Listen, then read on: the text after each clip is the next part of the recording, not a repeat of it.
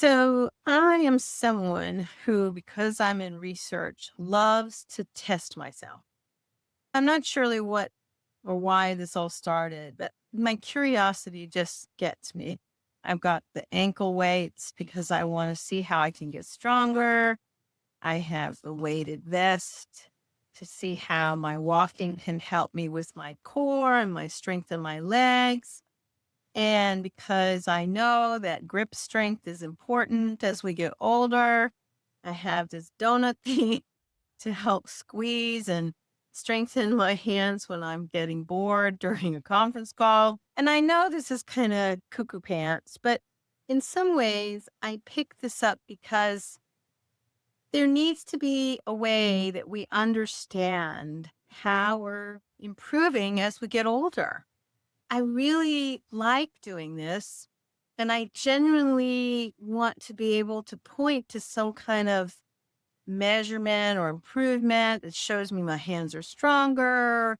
And that's not just a feeling, but it's a fact. I think that's why 2 years ago, before I had my hip replacement, I went and did this whole thing that's a pod where it measures your fat and it measures your muscles and your bone density.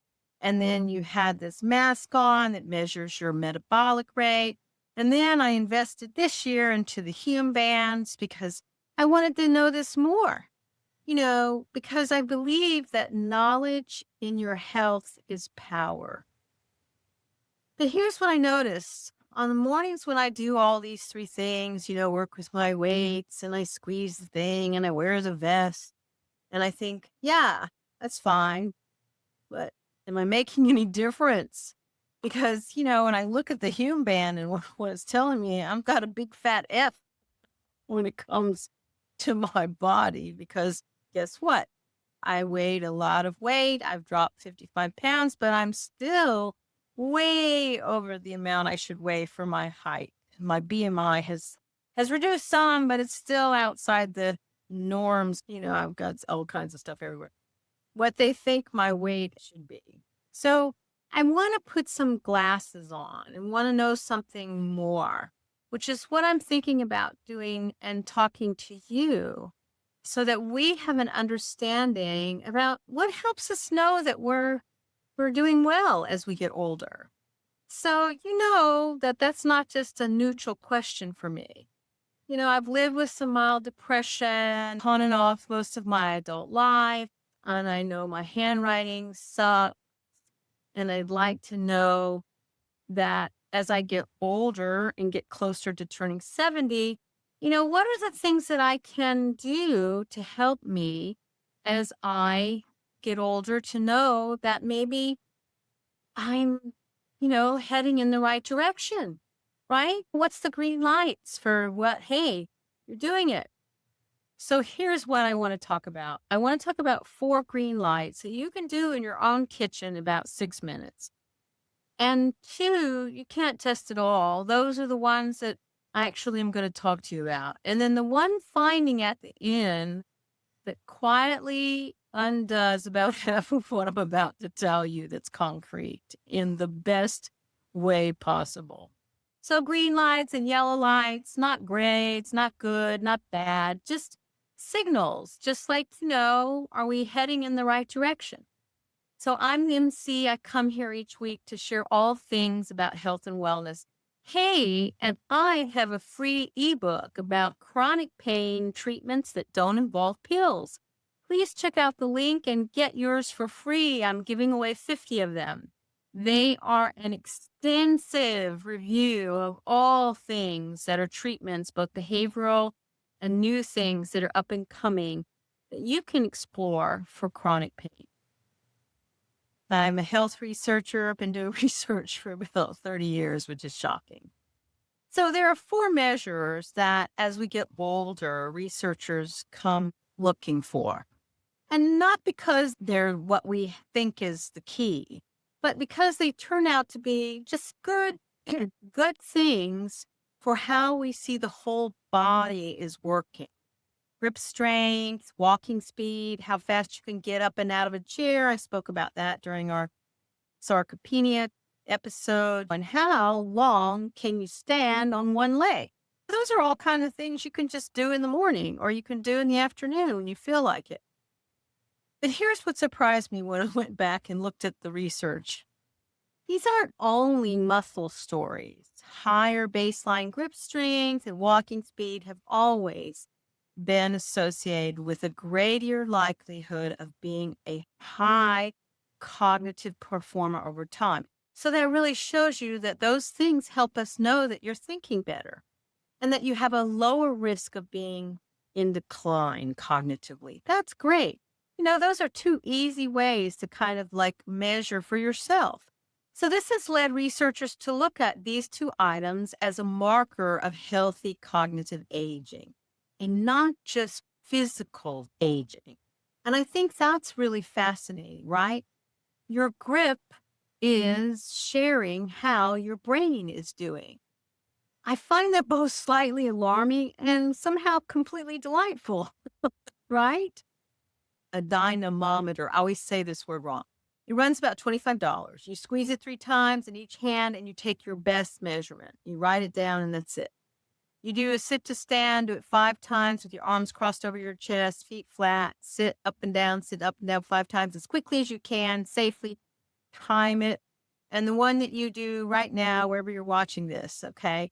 Single leg balance, pretty simple. Stand near a counter, lift one leg, count, then the other side, lift that one, and notice whether they match. Do you hold them equally at the same number? If it's mismatching, like it does for me on my left side, I have weakness on that side and it shows up.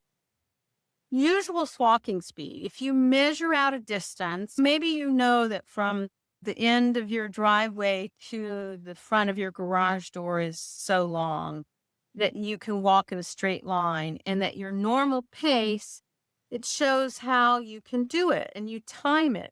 This is a common measurement for us as we get older.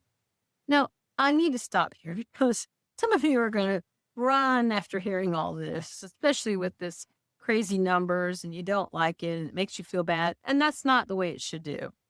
My knees hurt. They always hurt. Walking quickly is not easy for me. And it hasn't been for some time because I have osteoarthritis in my knees. And, I wonder how many of you do too. So my walking speed, I don't measure it. I don't do that. But in older knees with advanced osteoarthritis, our gait speed is typically slower because you do have knee pain. But also with your age and self-efficacy about arthritis function, you just don't want to overthink it because it makes you think about things that you don't need to be worried about. It also triggers me feeling down about my aging, but that's not going to help me. So you got to let it go if your joints hurt. So don't pay attention to walking speed. But here's the rule I've adopted, and I'd offer it to you as a joint that complains to you, whether it's your feet, your knees, your hips, your back. Don't compare yourself to the population. Don't worry about that. Compare yourself to yourself. Because a study of 800 strangers compared their numbers to themselves as they got older. It was much more informing than comparing it to the greater people out there and the generalities. I don't think it's useful. Use yourself as your own guide. Are you doing better than you did 2 months ago? I think that's a key thing to pay attention to. So you can keep yourself improving, but believe me, staying the same is still improving. So the only time you should ever get worried, because if you're staying the same or you're slightly improving, that's the way to go in the right direction. But if you are worsening, that's when you want to talk to your doctor. So here's the thing. You want to think about your thinking because we're all worried about our cognition, right? And this is the part I actually am here for. When we talk about our thinking and aging and cognition, and almost all the conversation is about, what do we do? How do we think about it? And do you remember names? And I love this one. They come into the hospital room after a certain age and they say, I'm going to tell you 3 words. And then in a few minutes, I'm going to ask you what those 3 words were. You know what? I hate that test. Well, I will tell you, I've heard that so much, I don't care. So seriously, all of these things are important. And I don't want to wave away that those things are important because knowing about your memory and your thinking is very important. And decline in some ways is very common, that tip of the tongue, you can't remember the name. Like the other day, I couldn't remember the name of the country my partner is going to in Africa. I had thought about Ghana because it begins with the same G, but for some reason it just slipped out of my brain. And I'm sitting there talking to a friend of mine, telling them, "Oh yeah, my partner's going to Africa to the country." And she said, "Well, what country?" And I'm like, "Ah," my brain just went. I couldn't think of Gabon. No, it was Gabon, not Ghana. So I just totally failed right there. So here's the part about how I think about this. Some decline is going to happen as we get older. And as long as that it's kind of normal about forgetfulness or simple things that you see that you are finding it's not any form of a dementia or diagnosis of that. Those things are really where maybe you can't remember what happened yesterday or you can't even remember maybe what you were doing this morning. Those are kind of serious signs. But some of these other things about tip of the tongue, you have to realize that that's really what's going to be happening as we get older. And you need to understand your own processes. So it isn't always the content, but it's about we need to ask better questions of who we are. What am I remembering? It's how am I thinking about?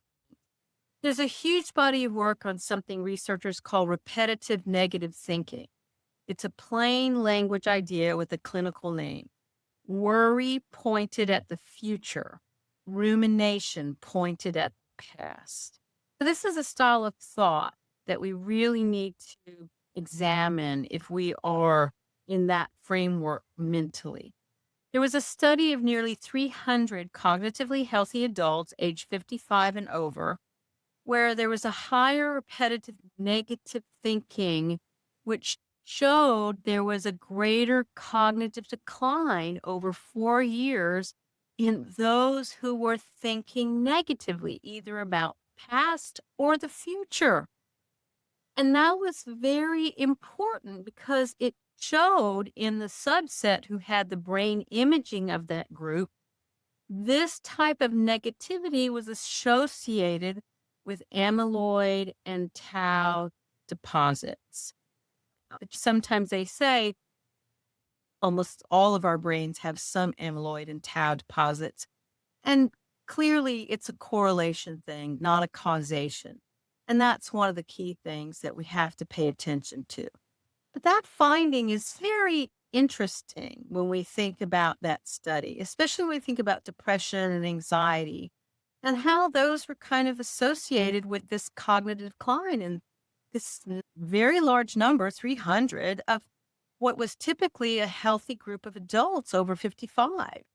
So I think we have to examine how are we thinking and what is our thinking style? So do the self-test. It's 3 questions that you answer about your last week. When something went wrong, such as a bad conversation or some strange email you sent or a weird comment from your sister about you, how many times did you rerun it over your brain? Is it once? Is it twice? What was the actual number that you kept thinking about when something went wrong? Is your mind mostly pointed backward to the past? Or is it really looking forward? Are you overacting in your mind about how things were in the past? Because worry can look both backwards and forward. So most of us have a preferred direction. Most of us have never noticed which one it is. Are you someone who's, concentrating on what happened in the past? Or are you worrying about something that's happening in the future? The hard one, though, is does your worrying produce anything? You name one decision that your worrying led you to this month. That's really a very interesting question, right? And that's the key. That is really, really the key for us to start taking very seriously the manner in which we think, because exactly what mindfulness training is for. Not about emptying your mind, which nobody has that ever capability. That's not possible.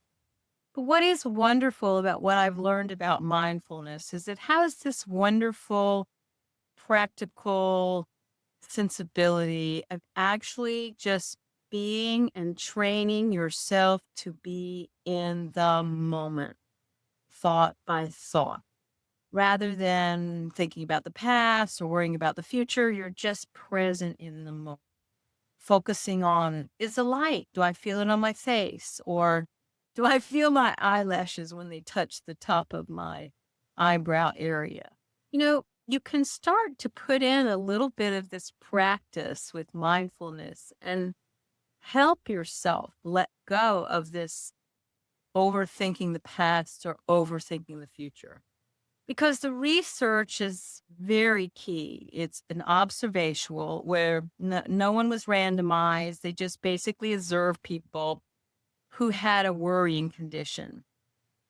And that these things are really, really, I think, a key element we have to examine and maybe choose to do something differently. That's what I think is important, because the higher risk group than the general population were people who did have this kind of over worrying. And that's what I think is the one important issue, is that the response showed that if you're able to somehow be self-aware about negativity or catch yourself when you're in that framework and let it go, that this can be something that really helps you. No matter what your potential pattern of the future is, it will help you no matter what, which I think is tremendous. No matter what, maybe you're genetically predispositioned towards some kind of dementia or Alzheimer's. This is a framework that is astonishing. So this brings me to the issue of mood, which I'm always kind of confounded by, because my mood is something that I've struggled with, and this is what I found when I went looking. And generally, it reorganized some things for me. Depression in later life, it doesn't look like sadness. Clinicians have named it depression without sadness. In older adults, this subjective feeling of low mood or sorrow may simply be not present, but basically you feel this lack of feeling. It's a flatness. And I think I relate to this. You have reduced energy and fatigue. You have some complaints about aches and pains and sleeps, and maybe you're overly hungry or overly bored. These things show up. And frankly, I'm wondering if this is something that I do. And this masks really the truth of what's happening. And it is depression. So, are you sad is not quite the right way to think about it. But if you do not feel anything, that's something you should probably talk to a clinician about, because these are the things that I think about because of my therapy is, have I stopped looking forward to things? Not am I enjoying things? Anticipation is a big, big deal, and it goes a long way. It's an early signal about enjoying life. The other question is, my world shrinking? Which invitations have I turned down in the last month? Or am I not getting any invitations? Or what reason did I give myself about not showing up at a party or a friend's show or any kind of a social event? These are key alerts that we need to be aware of, and that this is a pattern that maybe we aren't doing what's best for us in our mood. The other is how my body develops complaints about anything, not just my knees. I know my knees are not good. I mean, what are the things that I'm complaining about that maybe I don't have a story attached to them? Maybe I'm complaining about my schedule or my boredom, or I'm not sure what to do next. Complaining about things that don't have a new explanation. That is another problem. Also, am I slower at just doing things? Am I slower at walking, slower at starting, slower about deciding things, slow just in general? Slowness is a real key. The other thing that I also struggle with all the time is, am I feeling just kind of dull or flat or nothing instead of sad? And this is one that I extremely emphasize because that I think is the one that we don't so strongly have awareness about. And I never really had an awareness about it either until working with a therapist. So I want to say something about this carefully because I think it gets framed wrong sometimes. A history of depression is usually described as a risk factor, and that's fair. And the reoccurrence is a real feature of this condition. And I hold that honestly. And I'm on medication so that I can help myself. And there's something else that never gets named.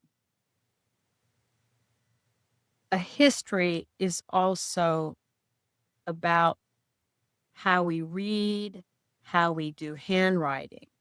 Most people at my age are trying to read and write, and for the first time feel a darkness about these issues because they have changed. And my penmanship has definitely changed. It's terrible. Nobody can read my writing, and I think that's really something I have to focus on. And I know what goes first for me, and I know what the second thing is, and I know what the third thing is because I know I get to catch it, more than I would like to. So the loop I couldn't unsee. One more piece of thing to think about in this episode is in older adults with knee osteoarthritis, depression was significantly associated with slower walking and slower the timed up and go kind of, sit down and jump up and held. And that was a big deal. And it also was a big deal whether both knees hurt and how much the person actually walked during the day. And research described the relationship between depression and slower walking speed as bidirectional. That means your mood slows your walking and your walking slows your mood. you know, it's kind of like this loop that seems kind of sad. So my sore knees are not only a knee story, they're also a mood story, wearing my knees as a costume. And yes, I'm using these little weights around my ankles. So it's not just about strength, though I think that will help and I will keep doing it. But when do you need to start talking about some of these things? If you start having 2 weeks of feeling this flatness or some kind of lack of anticipation or some fatigue that's been going on for 2 weeks or more, not a crisis, but it's definitely a call for a wake up to discuss this with a doctor. And any other new symptom without a story, any kind of new pain, new sleep disruption, new appetite problem that hasn't been examined or talked about by a doctor with you. And you can also talk to a person who loves you and talk with them to see if they've noticed something. And I think that's important, right? So right now, here's what my list of things looks like. I do 6 things once a month. Once a month. I'm very purposeful about it because daily self-monitoring is not happiness. But to do things repetitively so that you understand where you are and then measure them next month, but you keep working on and strengthening, that's the key. I do my body, grip 5 times, sit to stand, single leg balance, my usual pace walking. I just keep track of it. Same day of the month, at the time, I put it in my calendar, same shoes, same clothing, and I do a measurement. Why not?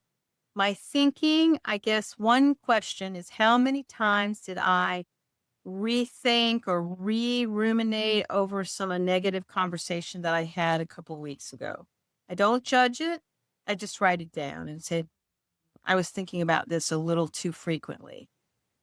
With anticipation, am I looking to forge anything in the next new 30 days? And if that list comes up empty, 2 months in a row, that's a yellow light. And so I can choose to do something about it. And so I can choose to do something that I can look forward to. As far as hearing and vision, you have to check these annually. And those domains everybody tends to skip, which isn't necessarily the right thing to do because the World Health Organization list of the 5 capacities that predict how the rest of your aging goes includes hearing and vision. The other issue is connection. Am I socially connected? Am I adding people to my life or am I losing them? And at our age, subtraction happens a lot more frequently than addition. So once a month, I will look back and I will give myself kind of a little bit of an idea of how am I doing in a reasonable way so that I can understand where it is that I'm heading. So I just spent about 18 minutes kind of going over this with you. There's one important thing that we found out in the research that makes the rest of all that other stuff small. And I think Jane Fonda talks about this on her Substack. In a study that followed people for more than 2 decades, those individuals who were more positive self-perceptions of aging measured up to 23 years earlier lived 7.5 years longer than those people with less positive self-perceptions.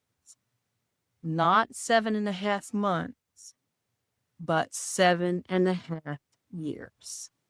So if you want to throw all the other things, the grip, the sit to stand, the walking, the mood, the hearing, the vision, if you want to throw all that out and focus on your positive self-perception of your aging, hey, that's amazing because they followed these people for 23 years to make this awareness that these people lived longer. And to be clear about this research is saying is that it's not optimism that needs to replace these measurements. It doesn't. You do need to do things like, blood pressure, heart disease is still the number one killer. The finding, saying positive things to your heart is not terrible, but it's not going to change your arteries. The finding is that a positive attitude towards yourself growing older appears to amplify the effect of your health and how things are doing. It's a multiplier. It's not something that is a substitute, but it improves things just in general. The way you think about yourself as you're getting older has great power. And I think that's one of the tests that we need to put at the top of our list. So take these tests if you want to. It's your body, it's your life. Nobody needs to tell you how to do things. But know this, be kind to yourself. Because being nice to ourselves now and kind to ourselves as we go through the process of getting older, no matter what happens, it's the same thing as my ankle weights and my vest and my gripper. In fact, it may be a little more powerful. And I think to me, I'm going to welcome myself as an aged person and recognize that it's my wisdom and my life experience. It's not about my ability to sit to stand or watch for so long or my great strength. But if you have a very low view of your aging process, that should tell you to perhaps jump in there and get some therapy, because I think that we can choose how we wish to see ourselves. And believe me, we haven't gotten to this age without some great deal of effort and education and experience, right? So please, my friends, please subscribe, please share, please like. I would love to see you here each week. And know that it's the way that we view how we're aging and that we see it with great expectation, which I am. I'm having great expectation, just thinking about the fact that that improves my lifespan by 7.5 years. Hey, wow, who knew? More so than doing my little grippers. So please check out my other episodes about health and well-being. I'm going to have a 2-page checklist that goes over these things in a little more details for you and some of the research that these ideas come from. And I just can't tell you how much I believe our one precious life is worth. It is priceless, my friends. Be well, and I'll see you next time. Bye-bye. So thank you so much for joining me at Healthy by George. I hope you found the information inspiring and that it encourages you on your wellness journey. Because remember, your body, your well-being are a most precious gift, and every tiny action taken daily can make a huge difference. I hope the information here is educational purposes and is not meant to replace your medical care. See your doctor and talk about what works for you. If you enjoyed today's content, don't forget to give it a thumbs up and subscribe to my channel. Your support means the world to me, and it helps me continuing creating content that inspires and empowers you to live your best life. Goodbye for now, and join me again at the next Healthy by George.